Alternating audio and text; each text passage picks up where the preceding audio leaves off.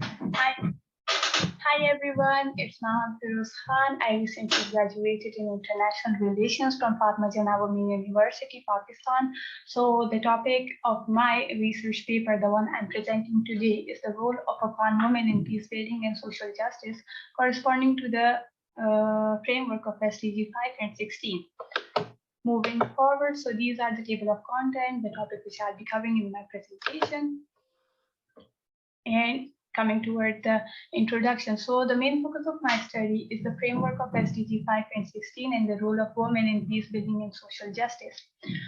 Before talking about the role of women, let's talk about what are SDGs. So SDGs are 17 Sustainable Development Goals are 17 goals with 169 indicators, and they were adopted in 2015 by the members of United Nations. Coming toward the SDG 5, so it talks about gender equality, ending discrimination and violence against women at all levels. And SDG 16 talks about building strong institutions, promoting peace and justice for all, which includes eliminating any type of violence and violence relating that's including exploitation of human rights. I'll just minimize myself so you guys can see the slides fully then. Okay, so moving forward to the objectives, the main objective of my paper is to highlight the role of women in Afghanistan. This study will shed light upon why women development matters for the peace and security in Afghanistan. It will further identify the challenges and the challenges women faces and the effects of those challenges on the lives of women corresponding to the SDG 5 and 16. And finally, this study will highlight the prospects and challenges in accomplishment of SDGs in Afghanistan. Problem statement. Okay, so due to the prolonged war of 4 decades, the women of Afghanistan have suffered not only during conflict but also after conflict as well. Their health, their freedom of movement, their basic rights all have been exploited during and post-war. And now as the new regime, the Taliban are again in power, so it brings new challenges for the Afghan women to face once again. Methodology. So in nature, this study is an exploratory study. And why it is an exploratory study? Because this type of research purpose is not only to deliver a definite answer, but it also discovers the research focus with fluctuating level of depth. The research approach, so I have followed a qualitative method to conduct this study. I have conducted the study in 2 parts. In the first phase, I have collected data through documents, which includes online articles, UN reports, governmental reports, news, magazines, etc. In the second part, I have conducted semi-structured online interviews from the selected participants. In instrument, a semi-structured interview protocol was designed to collect data. The timing of each interview was 30 to 40 minutes, and the total number of questions which were asked were 10, and the total participants were 7. Okay, so as the interviews were conducted online via Zoom and Skype, and to avoid any gender biases, both men and women were interviewed, and for the selection of sample, purposive sampling technique was used. Interviews were selected on a predetermined criteria, and the criteria for selecting the interviews was, first I had to check whether if the participant was available or not, and the second criteria was whether if the participant have at least 2 years of experience in any governmental sector or in any organization working for human rights. For data collection procedure, the first task was to seek consent from the participant, and then before starting the interview, I would introduce myself, my topic, and then I would ask the permission to start interviewing. Then coming toward the data analysis, so as the interviews were conducted online and recorded with the permission of the interviewees, most of the interviews were conducted in Pashto, so I had to translate them into English. And after translating those interviews, coding was done, keeping in mind the research objective and research questions. And after coding, 2 themes were drawn: prior themes and emergent themes. So after taking interviews and collecting data, here are some of the major findings of my research, which also answers my research questions. So the major finding of my research is when international community, specifically SDGs, when they talk about Afghanistan, their focus is mostly on the bigger cities like Kabul, Herat, Jalalabad, Kandahar.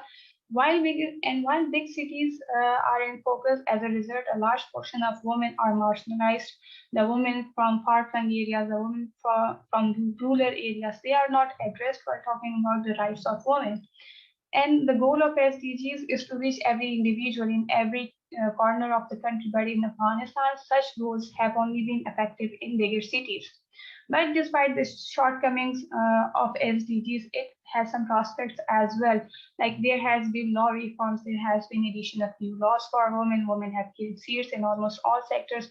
Women are participating more 27% of women are a part of parliament. And even though women faces many threats daily from their co-workers, from the society, but they still haven't stopped fighting for their rights. They are still continuing their jobs. And from this, we can conclude that SDG 5 and 16 specifically, they are making some progress in Afghanistan. But now coming toward the challenges which women faces, like even after the 20 years, Afghanistan is still very not open to women inclusion or women participation in society. The men in Afghanistan, they feel insecure if there's a woman in a higher position than them.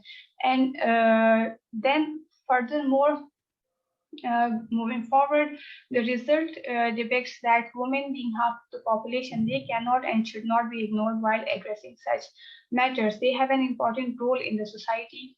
And they have an important role in development of the society. Like you cannot just expect 50% of the population to sit back home and do nothing for their country. So moving forward, so in the term of social justice and peace building, a lot of initiatives have been taken. Like women have taken positions in judicial sectors, like they have embraced activism, they have formed organizations, and women have also participated in peace process. During the interview, one of my interviews stated that women who were working abroad came back to Afghanistan to give back to their country after SDGs were announced, to build a peaceful society because they saw hope in Afghanistan.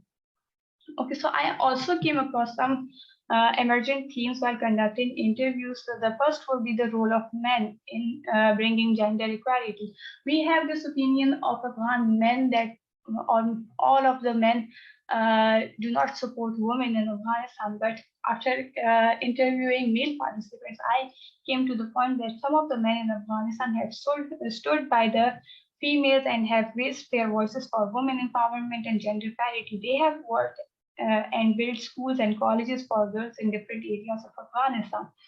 The second emerging theme would be women-to-women connection. While interviewing one of my participants, she stated that connection between women is lacking because of the gap between the rural and urban women. And they need to mend that gap in order to empower women all over Afghanistan. And the most important would be the resurgence of Taliban in the fall of Kabul. As Taliban have taken control over Kabul once again, the lives and the rights of women are again in danger. And during interviewing, all of my participants showed their concern that Afghanistan would be put once again 20 years back if the Taliban does not give recognition to women.